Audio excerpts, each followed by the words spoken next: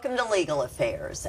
Starting a new year of Legal Affairs, and we are kicking off this year with, I think, well, one of the most biggest success stories, most heartwarming stories that'll get everybody going for the new year. And I am so proud to introduce Dina Sarver.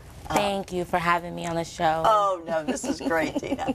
Okay, I know everybody that's watching is saying, well, okay, so what's this about? Well, I want to preface what we're going to talk about, Dina, with the fact that we're kicking off this year with a real-life story, your story, on really the juvenile justice system. As we talked before we started this morning, you know, I can have guests all day long. I can have law enforcement, I can have judges, I can have people from the Department of Juvenile Justice come in and say, don't get in trouble because it'll haunt you, and it'll, you know, it's not something to take lightly. The, you know, juvenile system and can really hurt you if you get in trouble. But that sometimes is not enough to make the point, and thus the reason you're on the show. Exactly. You have a wonderful story to tell.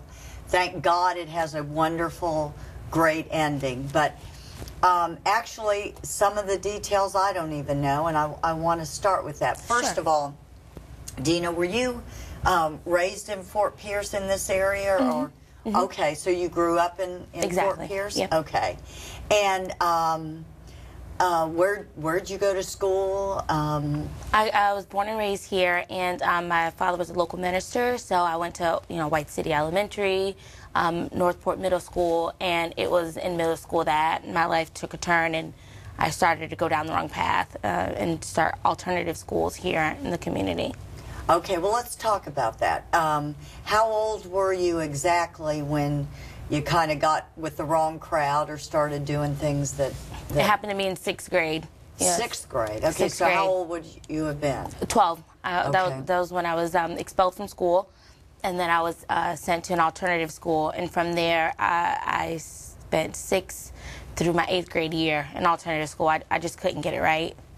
Okay, and you have, and we're going to talk about that in a minute too. You, so your mama and daddy raised you. You came from obviously your father was a minister, so a solid background. Do you have siblings? I have several siblings. Between my mom and my dad, they have 10 kids. Oh my goodness! So we grew up in a very, very, very big household, and so, you know, I've always had that, you know, older sibling to look up to and the younger siblings to take care of. So, you know, we've always had that family dynamic. It's just something I'm accustomed to. But my parents were divorced when I was in the 5th grade, and from there, that's when, you know, it just took a turn. I became defiant, and, you know, we used to grow up in the suburban part of Fort Pierce, and then we ended up moving with my mom. Things took a turn, and, you know, we were in housing systems and stuff like that. So it was definitely a culture shock for me, because I went from the young girl who just did life as I wanted, had both my parents, to having to help my mom with a lot of stuff, you know, and her being a single parent. So it definitely took a toll on all of us. But for me, I handle it differently from my other siblings. Well, and I'm curious, and you don't have to say which one or who, but and we're going to talk about kind of the trouble and some of the things that happened, but so your other 9 siblings, all of them were fine? No one got in trouble or anything like that? Or did some of them have issues? Little dabbles, but it was just something that they just regrouped and got back in order. For me, and you, I didn't listen. Okay. I didn't. Okay. So you went to, you ended up getting, and when did you get expelled from school? It was several disturbing a school function, and I got an altercation with this one girl at the school, and then from there it was last straw. And I'm sure you're aware with the expulsion, it's like a 6-month term. You go for half a year, And then once they see that you're able to go back and function in a regular school system, they'll put you back in the public system. But I just bounced around from alternative schools. I wasn't, it didn't make a difference to me. And I continued to misbehave, lash out, continue to be defiant. And so that's why it took me a whole 2 years to get back in the public school system instead of the original 6 months. Okay. Did you have the incidents where you disrupted school functions and stuff? Did you have any other additional juvenile charges that were levied upon you? Well, not in that time period. My most serious crimes occurred in high school. Okay. That's when in the summer of 9th grade, if I'm not mistaken, I was 15. It was the summer that I was going to do whatever. I didn't care. You know, it was my time to shine, and I started hanging out with the wrong crowds. I was originally hanging out with the wrong crowds, period. Right. But it escalated. But you did get, and I'm sorry, I don't mean to interrupt you, but you did alternative schooling there for a while, but you did get back in the regular school system. Yes, I did get back in the regular school system in 9th grade. I started at Treasure Coast. Okay. But to be honest with you, it wasn't necessarily because I had changed. It was because I knew they had this new school there. You know, all my friends would be there, and it'd be down the street. We had just moved to Port St. Lucie at this time, and I'm like, I don't want to drive to the Fort Pierce schools anymore. I need to be with my friends. Right. So my motive wasn't pure. And so that's, and it's the truth. Well, God, yeah. And that's why in 9th grade I still was, I wasn't a model student, far from it. I was still defiant. And that's when, in the summer, I had committed my crimes, and I did grand theft autos of my neighbor's vehicles, and then a hairdresser that I used to work with. And it wasn't until a couple weeks later that they found out that it was me. And, you know, I was scared at the time, but one thing that resonated with me the most, even now to this day, one of the victims, she was talking to the cop, and I was in the back seat, and she's like, I don't want her to go to jail. She's like, I need somebody to teach her morals. That hurt me, because here I am in the back seat of a car, and I knew that the foundation my parents raised me on was far from what I was doing. You know, my mom would never in her wildest dream. My parents, you know, they worked hard for everything they have, and just to see me openly disrespect them and show to the public that, or demonstrate to the public that they weren't doing what they were supposed to do, it hurt me. Right. And so till this day now, I think about those words, and every time I hear it, you know, it makes me cringe a little bit, because here I am. They did teach you morals. They did. And you were just, oh, wow.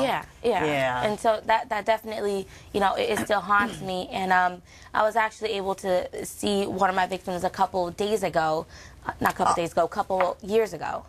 And it was just, they were just so happy. They're like, Dina, you know, I understand where you were at the time, but I'm just so happy to see that your life has changed. She's like, I'm the happiest person I could be right now, because she's seen me and heard about the progress I've made, and she said it was a good experience for her to see me and know that I wasn't the same person I used to be. Oh, that's okay. So you're in the back seat of the patrol car. You go to, obviously, the detention center. You're under 18, so you're not in the adult system. I'm 15 years old. Okay, you're in the juvenile criminal justice system. What happened to the grand theft auto and those cases? Well, they stuck with me, and I had already been on probation since the 6th grade. So, you know, that was definitely a violation of my probation beyond measures. And so from there, they were discussing sending me to a residential facility. And with the felony, the 3 felonies that I had gotten, I was fingerprinted, I was sent to the detention center. I did 21 days in their facility, and this obviously wasn't the first time that I was sent there. You know, the people at the detention center knew me by name. I had made friends there, you know, and so from there, that's when, you know, the juvenile justice system was like, that's it, we need to send her away. And at the time, I happened to be pregnant.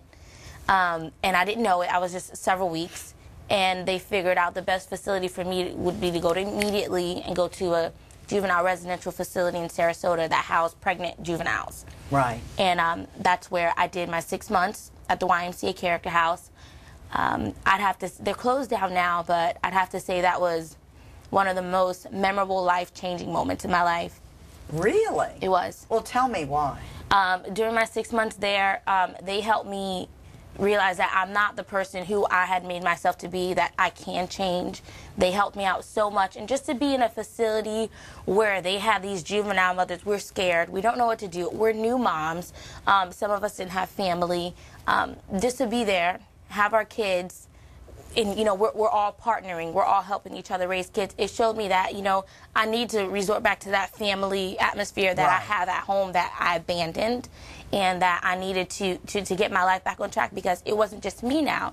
I had my son to take care of, and here I didn't know what I was going to do with a newborn baby, and it was far from my mind. And did you have the child in the facility? No, I was one of the very few. I think I could count on my hands how many people they said who didn't have their children in the facility. Okay. And it was because I went there so early. After my 6 months, they were helping me, you know, get back into the community, and I had my son a month after I was discharged. Okay. But I did do 6 months in the facility. I did 24 weeks, and, you know, 6 months sounds not so long. Oh, no. That's a long time. That's a long time. It was the worst. You know, just being away, you know, and it saddened me that they had to take me from everything I knew, from my family. You know, my parents couldn't drive to see me. You know, I got one visitation there, and, you know, they made it a big visit to come and see me, but, you know, they couldn't stop their lives to make sure that I was visited every week. So well, especially with 9 other siblings and their lives. Exactly. My mom had to work, and so just to be taken away from everybody and see that I had to be removed from society completely, you know, that was also an awakening experience for me. I was like, you know what? This is not for me, because after juvenile, it's adult. It's prison. It's jail. It's not you raise your kid in this facility and you know, you have the cribs and the nursery, and, you know, you stay up late with your kids. You won't see your child. You won't. And so that's why for me, I was like, I'm going to behave. Yeah. I'm getting out before I have my son, so that I'm able to, you know, welcome my son into the world around my family, you know, the people that were there, that were writing me. You know, I didn't have the friends who I was hanging out with. They didn't care. Once I was away, it's like, oh, have you heard about Dina? She's away. And then, you know, it dwindles down. But, you know, you still have your parents who's sending you money and making sure you're okay, the same people that you neglected. Yeah. And that, for me, it was my wake-up experience. So that was where you drew the line and said no more. That's it. Okay. That's it. So then what happened? I was released April 23rd. I had my son. And from there, I went and I got my GED. I enrolled in Kaiser University, and I just wanted something where I could immediately work to start supporting my son. So I did my Associates of Science in Medical Assisting. At Kaiser? At Kaiser University. Okay. And then from there, you know, once I got into the field, I loved healthcare. And, you know, my original goal was to be a nurse practitioner. So you got to become a nurse before you become a nurse practitioner. So then I enrolled in IRSC, and I obtained my Associates of Arts in Nursing. And then I was able to apply for their nursing program. I got accepted on the first time. And you know, they have hundreds of applicants, and they only accept 60 twice a year, if I'm not mistaken. And here I am, first time I got accepted. The best day of my life. And how old were you then? I was 20. Okay. I was, sorry, 21. Sorry, excuse me. I had just turned 21. And so I made plans, you know, in the next year and a half, I'm going to be a nurse. You know, I'm going to be going for my bachelor's, you know, and then to go for my master's, eventually become a nurse practitioner. Unfortunately, it was after I got accepted, I went to the second orientation, and it was the time for us to pay the fees for them to do the background and drug test. Right. And just out of curiosity, I wanted to, you know, disclose to them up front, I'm a juvenile delinquent. I have several juvenile records. I'm an adult now. And that's when they gave me the heartbreaking news that I wouldn't be able to pursue my degree. Okay, so you're on your way. You're gonna be a great success. You've turned it around. Your life is different. So what happens? it was orientation, and as soon as I went in, it was the visit where you go and you pay the fees for the background check. And I just wanted to be completely upfront and honest, and I informed one of the admissions counselors that I had a juvenile record. I said I was a juvenile record, but I'm an adult, so it doesn't matter now. And I told her that, you know, once, you know, if you guys do background check, I just wanted to disclose it. And she asked me what were my offenses. I told her that I did have 3 juvenile felonies, in addition to some batteries and, you know, misdemeanors. And it was there that she told me it didn't matter. I would not be able to sit in their program.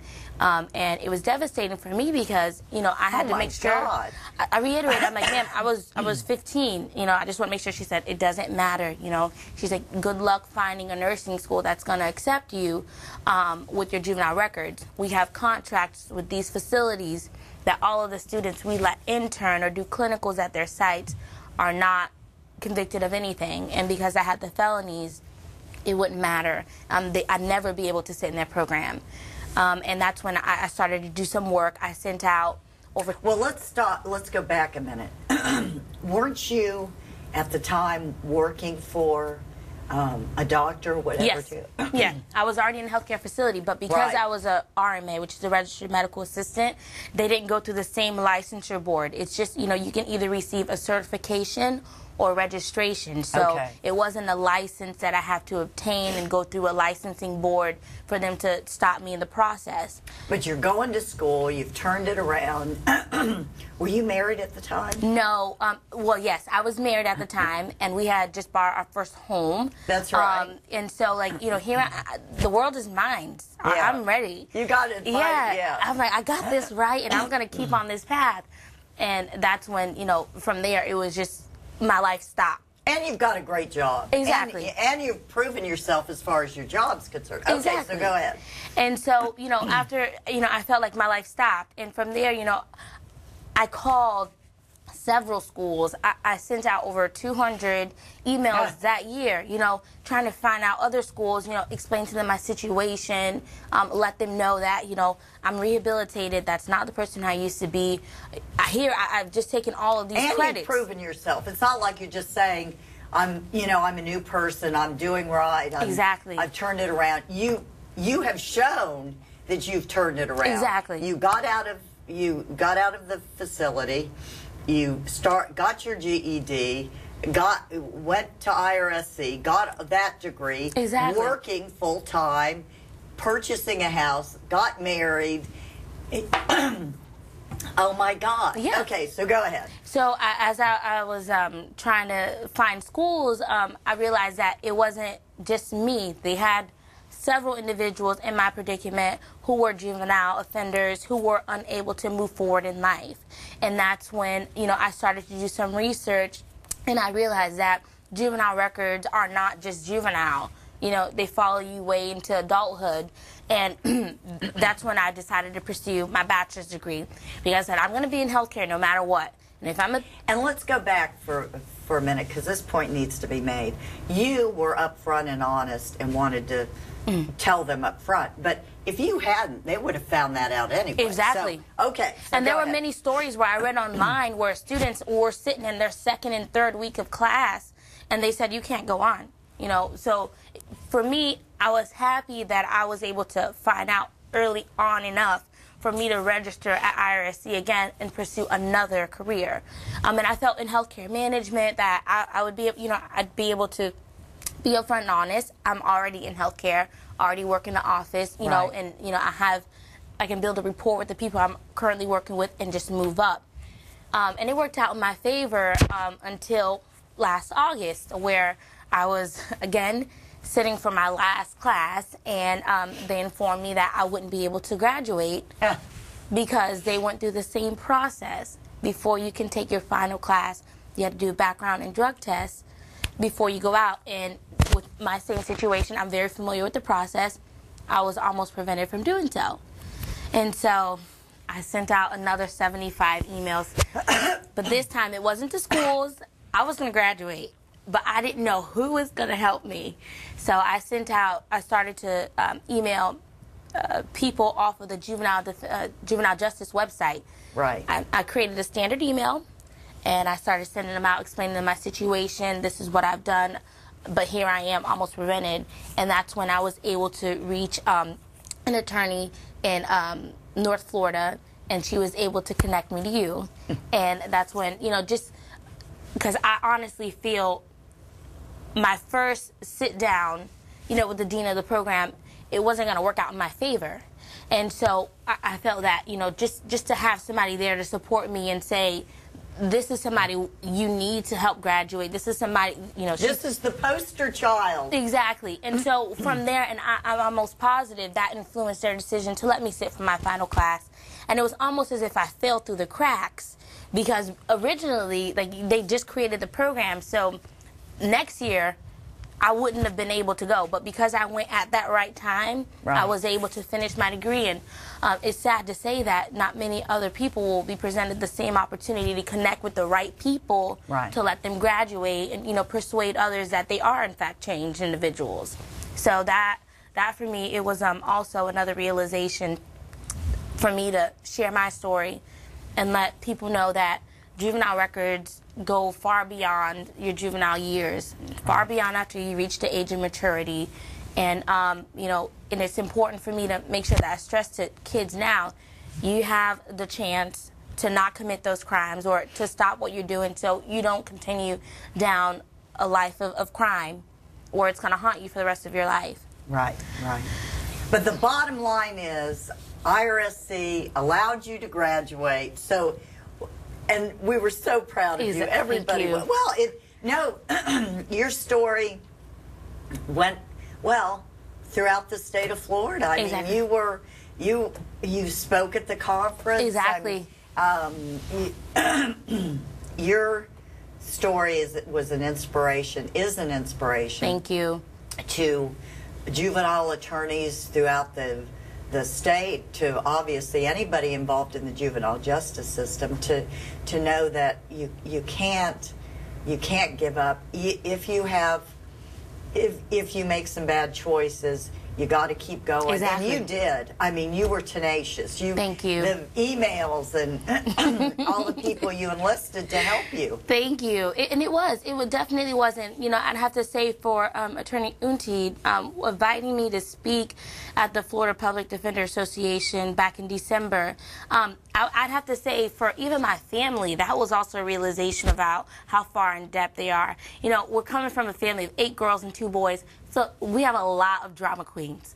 So just to see, you know, for them to hear me say, oh, my life is over, you know, they're like, Dina, okay. But then for them to actually be there and hear from other attorneys where they've had juveniles who have also encountered the same barriers. And there was this one story where this woman, the attorney, was saying how one of her clients, she was unable to get public housing because her 13-year-old had committed a felony. And, you know, in Florida, these records are public. So it's not something that she can hide or say, you know, my son's not living with me, this is her child. And so for them to see that these barriers went far beyond just, you know, once you reach 20 and trying to pursue this affect parents. And there was this other story about this juvenile who was experiencing some difficulties because on Halloween, you know, they went out and threw eggs at cars. She was charged with throwing a deadly missile. Oh, boy. And here she is, 26, and she can't, you know, it sounds like a missile. Right. You know, and here is a hard-boiled egg. And then from there, you know, I made sure that I stressed to the attorneys, what about the people who are not in my predicament, who don't have the same support system, you know? Well, what about the juveniles that are in your predicament that aren't as articulate as you, don't have the support that you do? They are going to fall through the cracks. They don't have that person telling them it's okay, you know. Even if they've changed their life around, even if they will never ever be in trouble again. Foster care, individuals who don't have families to relate to. And so, you know, there were days where, I mean, I cried my eyes out, and my husband be like, you know, try to make me feel better, or my sisters be like, okay, I'm going to give Dina a day or 2 to be depressed, but come Friday when I call you, you need to get over it, because we need to go back to the drawing board and figure it out. And, you know, even just venting to my coworkers, and, you know, because these are the people I practically spend most of my time with them outside of my family. They're like, you know, Dina, you just have to keep going. You know, they're supporting me, helping me, you know, to tell me that I can do it, because they've seen my demeanor, they see how I am on a day-to-day basis, and they're like, you know, you can't settle for no. And that gave me the drive. But I could definitely see how it could be disheartening, and how individuals could feel as if they're suffocating in society because they don't have, you know, an outlet or means to, you know, better themselves. Well, believe it or not, we are almost out of time. So I want to end with basically recap. We know how your life was. We know what you went through. We know you got in trouble. Right now, where are you? You're married. What? Tell us. I have a great husband. I have a great husband. You have a great husband. You've got your degree. Tell us your degrees now. I have an Associate's of Science in Medical Assisting. Yeah, it's so great. I have an Associate's of Arts in Nursing. And I have a baccalaureate degree in healthcare management. And you're working. And I'm working full-time at a great company. And, you know, the possibilities for me to move up are very promising. So I'm very excited for that. And you have, what, the one son, or you have another? I have two boys. I have two boys. Yeah, I have a 6-year-old, and one will be 4 in a couple weeks. So, you know, they're everything, you know, to me. And it's important for me. And you're only 22. Exactly. Oh, my God. Oh, my God. No, this is great. This is great. Yeah. Well, I hope, again, I hope the message is made clear. Number one, don't get in trouble. Exactly. Exactly. It's going to haunt you. It's going to follow you. It's nothing to take lightly. It's not just a juvenile record. You're that not will protected disappear. in a blanket. That's right. Exactly. Right. And number two, the message not to give up, to be like you are. You didn't give up. You kept on going. You sent more emails. You made more phone calls. You said, no, this isn't going to defeat me. I'm going to graduate. I'm going to do the right. And you did. Thank you. Thank you. No, it's no. You did it. You did it. If right before we go, if anybody, and you don't have to do this because I'm asking you a question now that I didn't tell you I was going to ask you. If somebody wants to call you and can I, let's say they call me and want to talk to you, would you be willing to talk to them? I have your number and stuff. Definitely. Okay, so if someone's just downtrodden and they need a little oomph, they need somebody to... Definitely. Okay. It's important for me to make sure that I share my story and help as many people as I can. You know, you have to make an impact, because it's the people that made an impact in my life that caused me to change. Okay. Well, you certainly have done that today, Dina. Thank you so much for having me. Oh, no, we're so proud of you. Really. Thank you.